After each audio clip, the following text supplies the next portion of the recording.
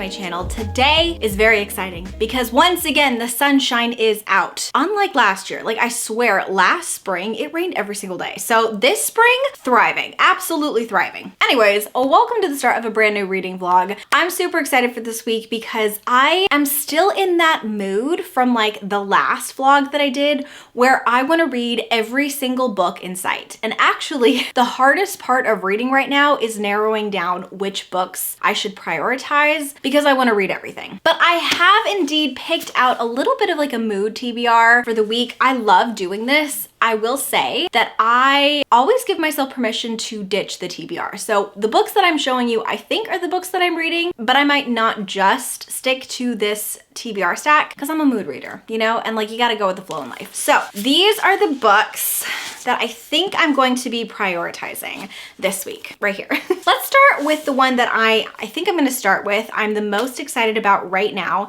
and that is My Husband, and this is by Maud Ventura. This book sounds incredible. It's a translated work. I think it was originally written in French, and it's translated by Emma Ramadan. Everything about this sounds so intriguing to me. All I know is that it's about a woman who is obsessed with her husband. I think she's like in her mid-40s. She has never stopped being obsessed with her husband, and she like puts him through invisible tests all day long to see if he passes. If he doesn't pass, it means in her mind that he doesn't like love her as much as she loves him, and she is constantly thinking about him. I'm kind of getting like thriller vibes from this, but I don't actually know if it is a thriller. I'm very intrigued. Like, I'm so excited to read this. The next book is one of my top priorities for the spring. It's called Fruit of the Dead, and this is by Rachel Lyon. This is a literary fiction, and it's also a Persephone and Demeter retelling. So Hades is involved, but this is more, I think, specifically focusing on the dynamic between Persephone and her mother Demeter. And in this retelling, it's a modern retelling. I think Persephone, I don't know her name, but like the girl who's supposed to represent Persephone, I want to say she's like an intern for a wealthy person, and he kind of like takes her away, and her mom desperately tries to figure out what happened to her. And I also feel like there's some commentary on capitalism or something. Next up is a book that I mentioned in a different reading vlog, but I didn't actually get to, and I really want to get to it this time. And that's called Bliss Montage, and this is by Ling Ma. And this is just a short story collection. I don't know anything about this except for the fact that it is literary fiction. I think there might be some speculative elements. There might be a little bit of surrealism in here, but I'm not entirely sure. And it has won, I think, at least 1 or 2 awards. Yeah, award winner. And then finally, the last one I think I'm going to be prioritizing is going to be The Art Thief, and this is by Michael Finley. This is nonfiction, and this is just about a person who stole priceless pieces of art, I think over 200 pieces in broad daylight from different museums, not to sell, but because he loved art. And like, that just sounds so intriguing to me. So many people have said that it sounds intriguing to them, and so they want to know my opinion on it. And honestly, it sounds so intriguing to me too, so I cannot wait to read this. So I think these are the books for the week. Today is going to be a little bit boring. I have to do some admin. Really, I have to clean. You guys, I'm still unpacking from moving back home. I really want to finish reorganizing my bookshelves downstairs. I thought I was done, and then I found more book boxes. Yeah, so somehow I need to incorporate all of the books that I've just found back into my shelves, even though they're already organized. And then I really want to clean that room and like get it all nice and cute. So that is my goal for the week, is kind of organizing / sprucing up my bookshelves a little bit, finishing that. And then of course I've got like fun admin stuff that I'm doing. I just announced a readathon over on my Patreon. I'm so excited for this readathon. It's called the Tortured Readers Department, a readathon based on like Taylor Swift's album, The Tortured Poets Department, and I'm very excited for that album drop as well. I would also like to enjoy the sunshine today. I would also like to enjoy the sunshine. So I think, honestly, I'm gonna treat myself and I'm gonna go out for lunch because you know what I'm craving? I'm craving sushi. And I'm also craving this very specific dish from P.F. Chang's. I went to P.F. Chang's like 2 weeks ago, 3 weeks ago. I had this incredible drink. I sat on the patio in the sunshine. I had this really great cocktail. I had some really good sushi. I had this big lunch. It was so good, honestly. memory, and I just want to relive that day. Sipping a cocktail and reading a book in the sunshine, that just sounds so fun. I also like need some greenery in my life. I need to water my plants first of all, but also I think I might get some new flowers from Trader Joe's. Maybe like I'll just stroll around the plant section and see if there's any new plants, you know? That kind of sounds fun. So we're gonna get out of the house for a little bit and then we're gonna come back and be super productive, and it's gonna be a great day. Now the question is, what book am I starting with? I actually think I'm going to start with My Husband because I'm so intrigued by this book. I really, really am. I can't wait to read this. I think it's gonna be so fun, and this will be the perfect book to read while sipping a cocktail and having a nice little lunch. That's the plan. I'm gonna go ahead and grab some lunch, and we're gonna have a great day enjoying the sunshine.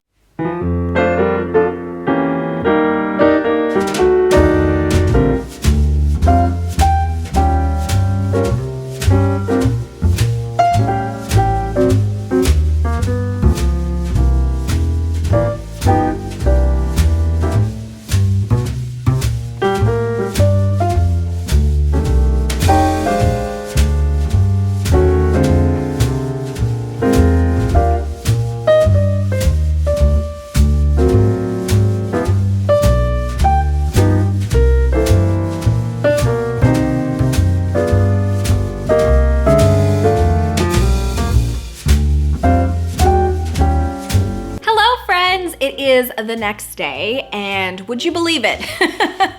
I finished an entire book. I swear that only happens when I really, really love a book. All the stars in the world belong to My Husband by Maud Ventura. This book was phenomenal. And like, I'm speechless. I truly am speechless. I recommend this book to everyone because I loved it so much. Okay, so I think I already said the synopsis. We're following the thoughts, like the internal dialogue of a woman who is obsessed with her husband, right? And like the mind games that she plays are so interesting. They're so subtle.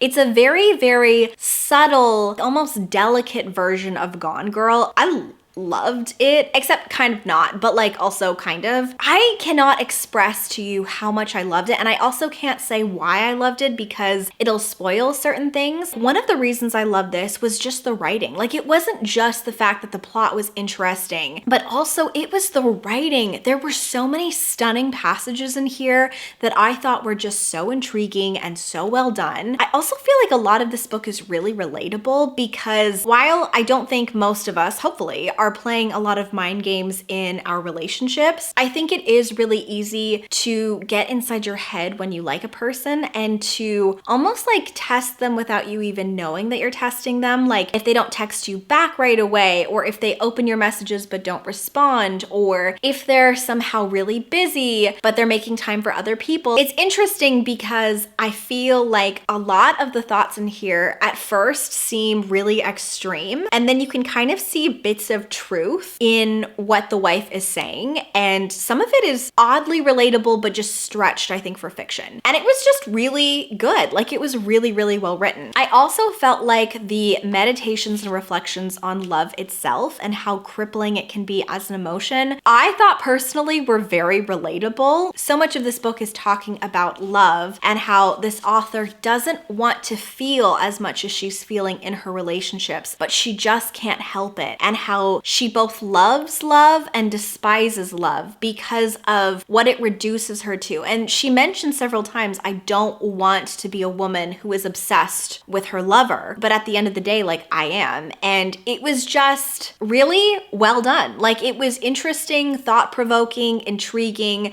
I also really loved how the author didn't need really big things to make this book interesting. The entire story is following a week in her life. We follow her Monday, Tuesday, Wednesday, Thursday, Friday, Saturday, and Sunday. It's kind of looking for these little bits of elements in her everyday mundane life and exploring if there is more meaning to them. Is her husband really uninterested in her, or is it all in her head? And it's just really fascinating. It was really, really well done. I really, really enjoyed it, and I highly recommend it. Now, what am I gonna do for the rest of the day? Great question. Lots of editing today. I have lots of things to edit for my Patreon members. I'm really excited to edit a podcast for them, and I just filmed a spring recommendation video for them, so I'm gonna go ahead and do that. And then I have to do a couple of posts for them because this weekend we're actually gonna be watching a movie together and then doing some reading sprints. I think I'm gonna go and get myself some lunch, come back, and then spend the rest of the day kind of like locked away in my office trying to be productive. I think that's it for now. The next time you see me, I might have sushi,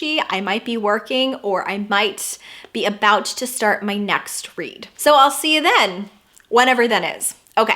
Hello, besties. So it is 5:17. Also, you guys, we had an unfortunate accident. I was filming something and like my tripod slammed down on my thumb. I mean, it's not that big of a deal. It's just like a little bruise. I can't look at it because it looks so gross and it really hurt me so much. Who knew? Tripods are so dangerous. Anyways, that is that. I did have sushi, but for once I did not take a picture. I ended up like springing for lunch for everyone in my family, and they all had sushi and stuff too. This was just really fun. We could all like hang out, and I took like a nice long like 45-minute lunch. It was great. It was great. Today has been so productive between like all of the things that I filmed and also like all of the stuff that I've been planning and like doing behind the scenes and graphics that I've created and a bunch of other stuff. I just feel like it was a really productive day, so I'm so happy about that. I don't think I want to clock out yet because I think what would really make me feel super, super good is if I took one more hour and I just edited for an hour, like literally anything. This vlog, the video that I want to go up on Sunday, my Patreon video, like any of them. I just think I'm going to feel better if I can vlog a little bit for like an hour. No, not vlog, edit. It's 5:19. I think I'm gonna be editing for an hour, probably until like 6:30, and then I'm gonna call it quits. And then I'm going to be reading a little bit tonight. I am really tired, to be honest, but I think I have it in me to do another hour's worth of work. And then I'll just feel so good about everything. So that is my update today. I'm gonna go ahead and edit, and then I'll catch up with you in a little bit. Okay. Bye. Good morning, my friends. Okay, well, first of all, technically it's not morning. It's like 2 o'clock. Second of all, it's been a minute. It's been a minute since I've checked in with this vlog. We definitely have to do a lot of the bookshelf organization stuff like tomorrow or the next day. But like I have been doing so much editing, so much prep, so many graphics for my Patreon, so much like just work in general that I have not had a lot of time to vlog. So here we are back with a day number, I don't know what, for the vlog, and I do have some updates. The biggest update that I have for you is that I have finished 2 of the other books on my TBR. I think I had originally like four books on this TBR. How many did I have? I talked about like Mrs. S. I think I talked about the thriller, Fruit of the Dead, the short story collection by Ling Ma, I think. Was that in this one? I don't know. And then also The Art Thief. And I have a couple of things to report. First of all, I have in fact finished 2 of the books. And second of all, I think I'm in a reading slump. So love that for me. So the thing is, I think I forced myself to read both of these books at a time when I just really wasn't connecting to the 2 books. Take it from me. If you are feeling in your heart that it is time to DNF a book, that does not mean it's goodbye forever. That means that you're just in the mood for something else. Like that's me anyways, because I'm a really, really big mood reader. I have to say, even though these were good books and they were objectively very well written and very good books, I do sort of wish that I had put them down and picked something else up because I do feel myself going into a reading slump because I forced myself to read books that I don't really think I became in the mood for. Like I was in the mood for these books in the beginning of the week, but now not so much. So let me give you like a quick review. First of all, I read The Art Thief, and this is by Michael Finley. This is a nonfiction about Stefan, who was notoriously like one of the world's most famous art thieves. He stole over 200 pieces in broad daylight. His collection was worth over $2 billion, I think. I think that was the evaluation. Art, like prices fluctuate, and so the author of this does say that it is hard to kind of pinpoint an exact number because certain pieces like rise with its worth and then other pieces don't. I thought that this was really, really well written, and I am very glad that I read it because I love art and I love art history. However, I will say that I went into this thinking I was going to be like somehow rooting for our main guy, Stefan, a little bit more, because it starts off so strong with talking about how he only was in it for the art and for the beauty, and how he just like would rather live on aesthetics. And I just think that's really fascinating. Even though like I'm super against stealing, obviously, and stuff, I thought that I would like appreciate art more through the lens of Stefan, this person who was just so obsessed with art that he needed to own it so that he could wake up in its beauty. But towards the end, he just like really lost me. He ended up really ruining his mom's life. He ruined his girlfriend and Katrine's life. He ended up getting a new girlfriend somehow, even though he like obviously had this huge record and he didn't have a job and stuff, and his new girlfriend really stood by him. And then he started stealing again. Like he started stealing art. He stole just like random stuff from different vintage stores. His current girlfriend was like, I can't believe you just got out of jail. You've completely ruined your mom's life and you're still stealing. Like, I don't want any of the stolen stuff. And he promised her he would stop. And then he ended up stealing more from museums, which how was that guy even allowed in museums at that point? Because like this is after people have discovered all of the things that he's stolen and he went to jail. If they find stolen things, if the police find stolen art in their apartment that they shared, then his new girlfriend would also be convicted. And so she just turns him in. She's like, I'm over it. So he almost ruins her life. His dad is like, you know what? Like, I'm going to help you out. He really puts himself out there. They reconnect. And then he keeps stealing even after all this.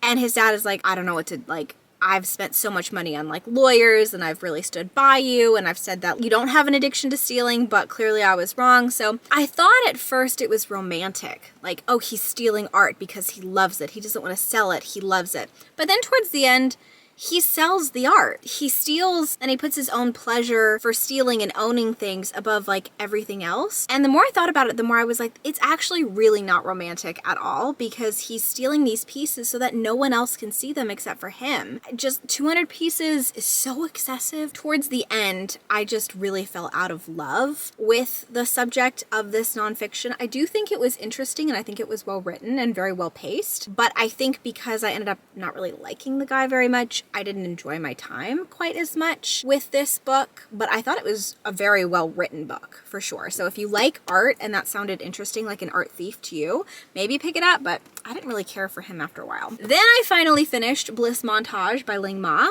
This is a collection of short stories and I really enjoyed this. I thought that the short stories were so fascinating. She plays around with so many different ways of incorporating surrealism into her short stories, and thematically, I feel like a lot of things in here were really strong. She really explores identity, immigration. It also explores her Asian heritage. We explore things like toxic friendships and toxic relationships and relationships with her mother. And it was really, really strong. It was probably one of the most strong short story collections I've ever read, and I really did enjoy it, but for whatever reason, it just wasn't grasping my attention at the time. So I would say objectively, if you love short story collections, check this out. Maybe 4.5 stars, really, really good. However, I felt myself really slipping into a reading slump towards the end of this one. I think because I was like forcing myself to read all of this, even though I kind of fell out of love with our main guy. And then in this one, they're good, but like it also kind of slowed down my reading pace. The thing with short story collections is they kind of read like long chapters, and that's why I really enjoy reading short story collections where the short stories are actually like really short. 3 pages, 5 pages, maybe 10 pages if it's a really long short story. But some of the short stories in here, like one was 50 pages, one was like 30 pages, one was like 20 something pages. I think the pacing of the stories and the length of the stories kind of also added to this reading slump that I feel myself slowly slipping into. And then finally, I picked up Mrs. S by K. Patrick, and you guys, I hate to say it, I think I'm DNFing this one. I don't even think I'm necessarily going to pick it back up later. Like, I think I might donate this to a little library or maybe sell it. I don't know. A part of me thinks that maybe it's just my reading mood and maybe I should like shelf it and come back to it, but I am just not connecting to this book at all. And now that brings us to why we are in the car. I need a little bit of a change of pace. I need to add something to my TBR that I don't currently have. And I think I might have to switch genres. Like, I don't know if I need a thriller or if I need a fantasy or a sci-fi, but I need to switch up like my current reading taste. That's a tip, by the way. If you ever find that you are in a reading slump, change up your genre, change up your like age category, change up the format of the book, anything. So we're gonna go to the store. I mean, maybe I'll still get literary fiction, I don't know, but I'm just gonna see if anything jumps out at me at the bookstore. Maybe I won't get anything, but maybe I'll get a new book. I don't know. So let's go to the bookstore and let's just see if I can find one new title or maybe two new titles to add to the list and switch it up, because I don't want to be in a reading slump. Okay, so we just got to Barnes & Noble and I actually asked a bunch of people on my Instagram if they had any recommendations, and I got such a good list. I'm gonna use this as like a little bit of a reference in going in, but I'm only getting like one new book or like two new books. So I'm definitely gonna keep the list for like a future date as well. Maybe the next time I go book shopping. We're only gonna spend a little bit of time in this Barnes & Noble because I actually have to prep for a live show for my patrons and also make dinner. Dinner tonight, lasagna. I do know that one of the books that I'm getting is this one because I've heard about this and I think it's like a vampire story. That might be really good. It's also fairly short and sometimes that can help me too. Okay, I'm having a lot of success because I found two like murder mysteries that sound good and I really want to read this. So, okay. You guys, look at how nice this display is. Like, so many of these look so good. Hello. Okay, so I did just buy a lovely little bag of books. Also, in unrelated news, I think I might be going on a book buying ban temporarily, like from now until, well, I mean like after this, until maybe potentially to the very start of summer, just because I'm trying to save up my money for a couple of things. And so this might have been like one of the last book purchases. I might buy like one or two if I have a book club coming. Like, I'm thinking of the Honey Witch. I don't own the Honey Witch, so I'm probably going to be purchasing that for my book club because I think that's what we're reading in June. But for the most part, I might actually be going on a book buying ban after this for the next couple of months because I'm trying to save up my money for something exciting. But anyways, that's that.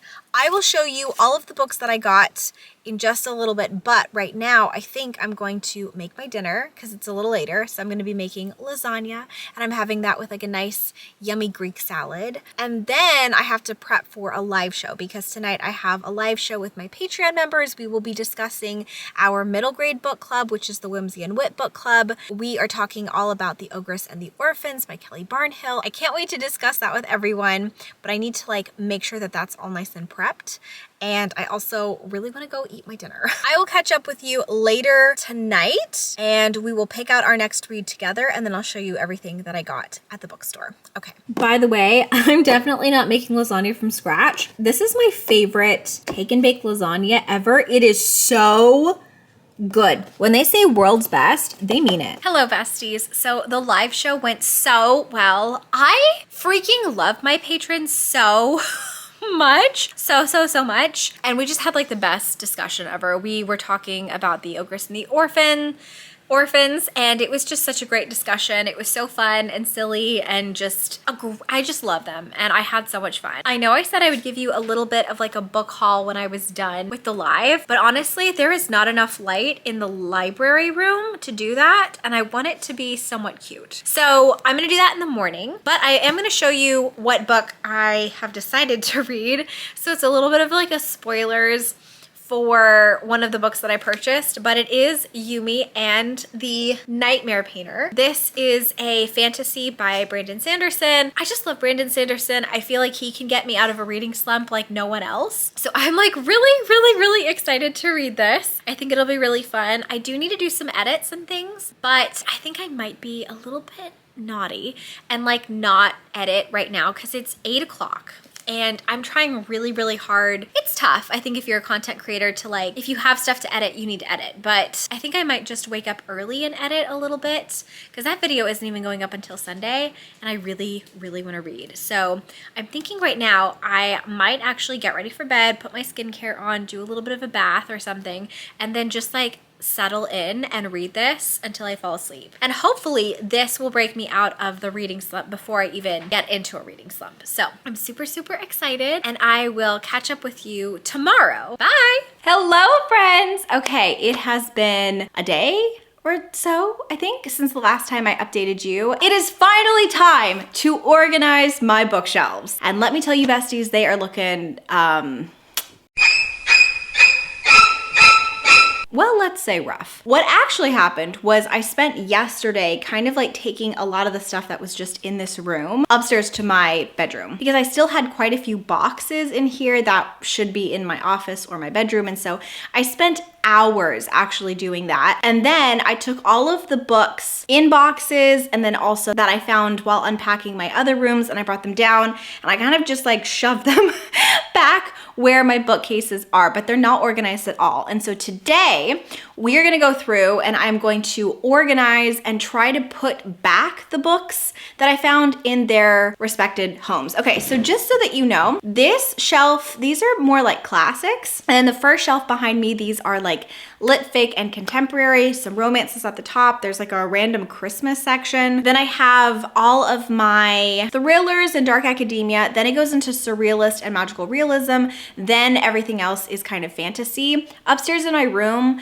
I have like a fantasy shelf. And then upstairs in my office, I have kind of like a TBR/classics shelf. I think I figured out that's how I like to organize everything a couple of years ago, and I just kind of stuck to it. So today we're just going to be trying to spruce up and clean my bookshelves and get everything in its nice little home.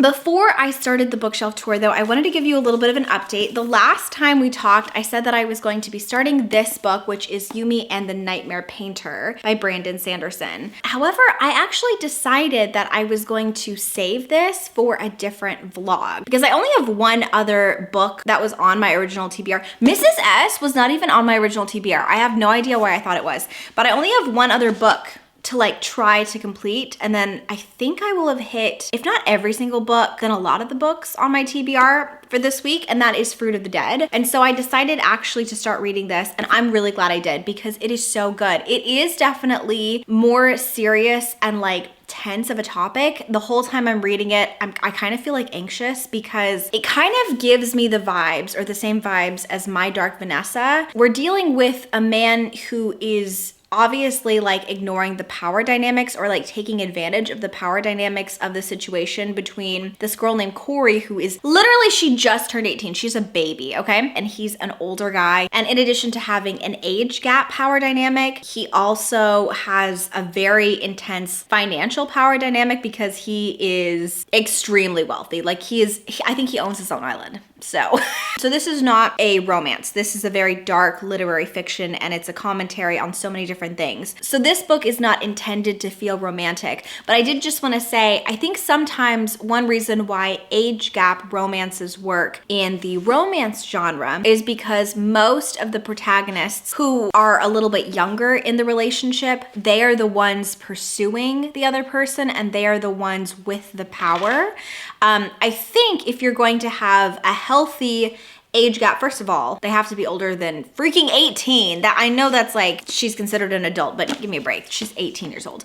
So I feel like the only way it kind of works is if the protagonist is a little bit older than that, geez. But second of all, if they are the ones who are pursuing the other person. They need like power in the dynamic for it to seem even slightly less icky. This, like reading it, it just feels very icky because Corey the whole time doesn't really know what she's doing there. You're just kind of watching this guy manipulate her. She has to sign an NDA because he's like a big shot. So, you know, no one can know where she is, not even her mom. No one knows his name. And I just want to scream at her like, girl, you are not supposed to be there. Like, get away from that man. We're also following her mom's perspective, and it's just heartbreaking how much her mom loves her child and how she wants to protect her. And you can kind of see like the crumbling structure of their relationship. You can tell there's like so much love, but there's also so much tension. It's a great great book if you like strong mother-daughter relationships. It's super, super gloomy. I don't know if you can tell, it's super, super rainy. What I'm gonna do is I'm actually going to pop in the audio. I was physically reading this, but I'm gonna switch over to the audio and I'm going to listen to this book while organizing and styling my bookshelves. I mean, they're pretty much already styled, but I think I might have to move things around because I don't know how I'm gonna fit all of these books. Let's do some bookshelf organization.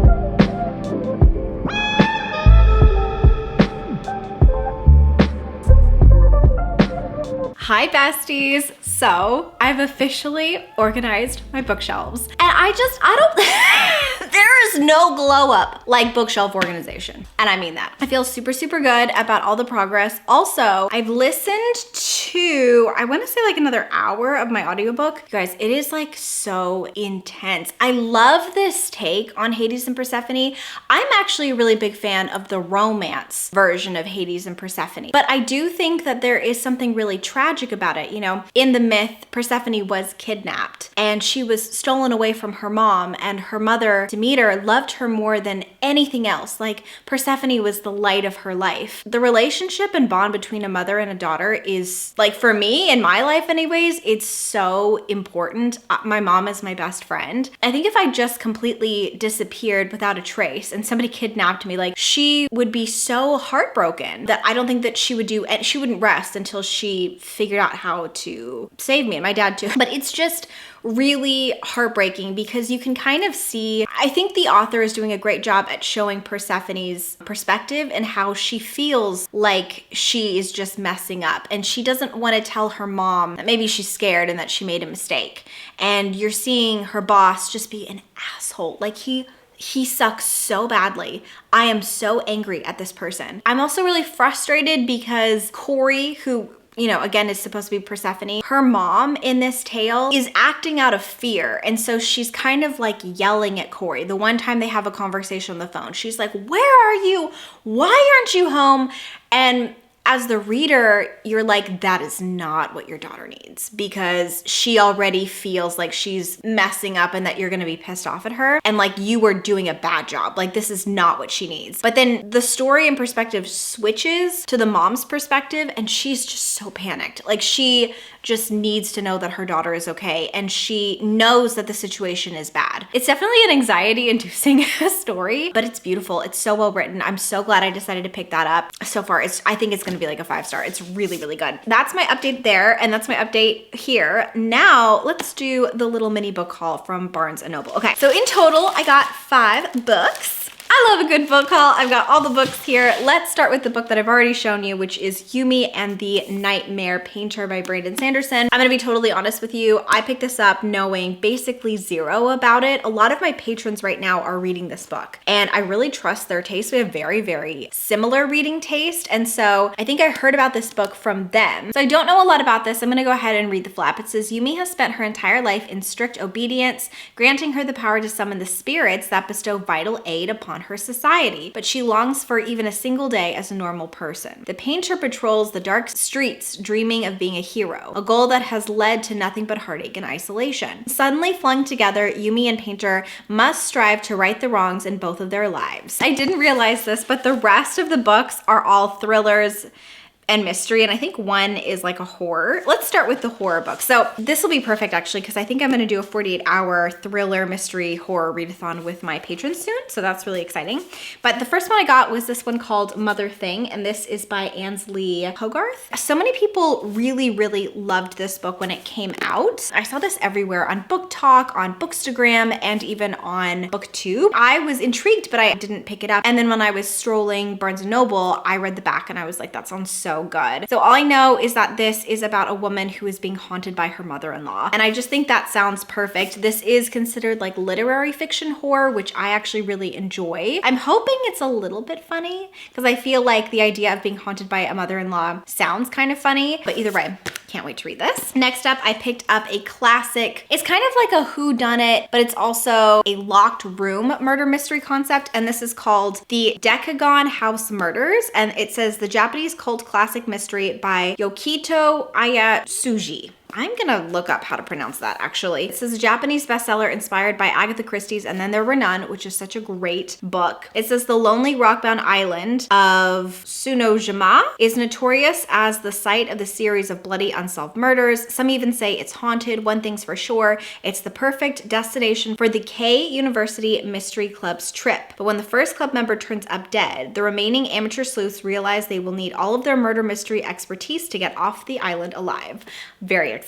And then I picked up these two. The first one is The Other Half. I'm excited about this. I'm really excited about this. It's kind of giving me Pineapple Street vibes a little bit. The reviews on the back are just so interesting to me. A lot of people go to this guy's 30th birthday party. It's a black and white dinner, and then the girlfriend is murdered. And you know what? It just sounds fun. It sounds campy. I think that it's gonna be like rich people drama. I think it's supposed to be a little bit of like a dark comedy as well. And we get to try to solve the murder and figure out who killed Clemmy and why. And then the last one is this one. It's called Looking Glass Sound, and this is by Catriona Ward. I was really intrigued when I first saw the cover of this. It is getting a lot of really interesting blurbs from authors that I really like on the back. So this is about a guy named Wilder who goes to this little cottage off the coast of Maine, and he's trying to write a book. And the book, I think, pertains about secrets and a pact that he made with his friends when he was younger. However, the longer he is there, the more he suspects that something is not quite right. He's finding notes in the cottage that he didn't write. He feels like somebody is there with him. And so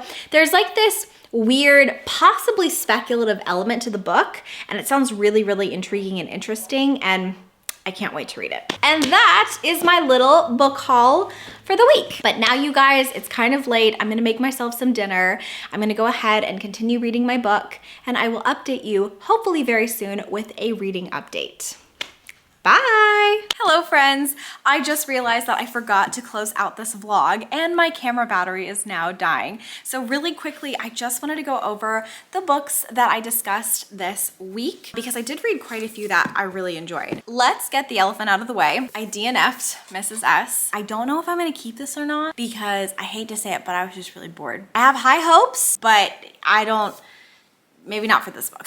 The next two, I guess we're going in order of like enjoyment. So next up, I read The Art Thief by Michael Finley. This was the nonfiction book following Stefan, who was this very famous, notorious art thief. And I thought this was really interesting. If you like nonfiction and you are interested in art, I say give it a go. I just found him to be kind of unlikable towards the end, which was kind of a bummer. I'm not used to reading as much nonfiction, but I do feel like the pacing and the writing of this made it feel slightly more like an actual novel, which I really, really enjoyed. I thought the audiobook for this was really good, and I'm glad I read it. But I will say that nonfiction in general tends to like slow down my reading pace. So I was kind of slowly starting to go into a reading slump, I think. I am really glad that I read this, but I don't know if it's like my absolute perfect nonfiction, but I did enjoy reading it. Next up was Bliss Montage by Ling Ma. This is a collection of short stories. I thought this was really interesting. I really enjoyed a lot of the literary devices that were used in the short stories here. I do sort of feel like I wasn't maybe in the mood to read all of these, and I wish that I had waited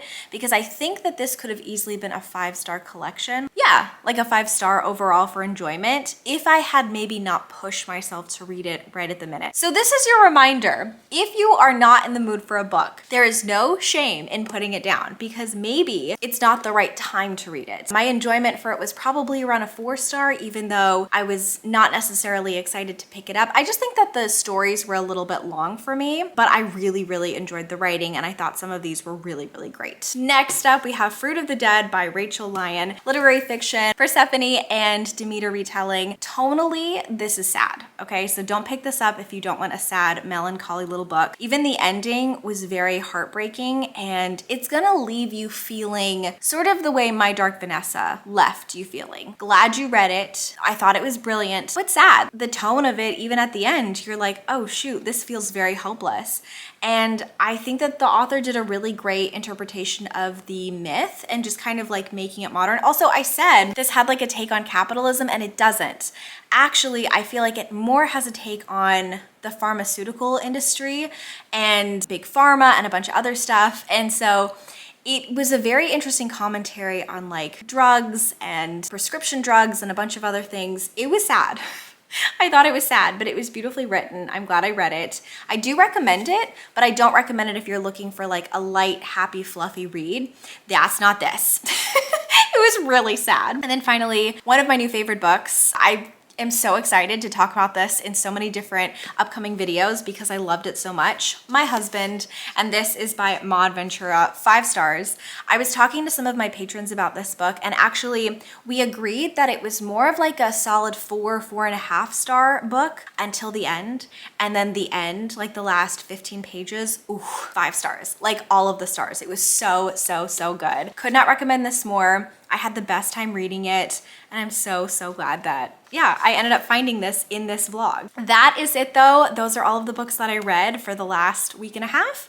I'm so happy that my bookshelves are finally reorganized. I'm slowly getting my life unpacked and organized and I feel super good about it. But I think that's it. If you've made it to this point of the video, please leave me maybe a sunshine emoji. Send me some sunshine my way. It's spring. I'm sending you lots of sunshine. I'm giving you lots and lots of hugs. You guys are so important to me. You don't even know, like you mean the world to me. I'm so thankful for each and every one of you. And the question of the day is, what is one thing that made you happy this week? And I think that's it. A big thank you to all of my patrons over at Fox and Wood. I love you guys so much, especially the Ink and Quill Club members. All of your names will be down below in my description. I really, really appreciate the love and support.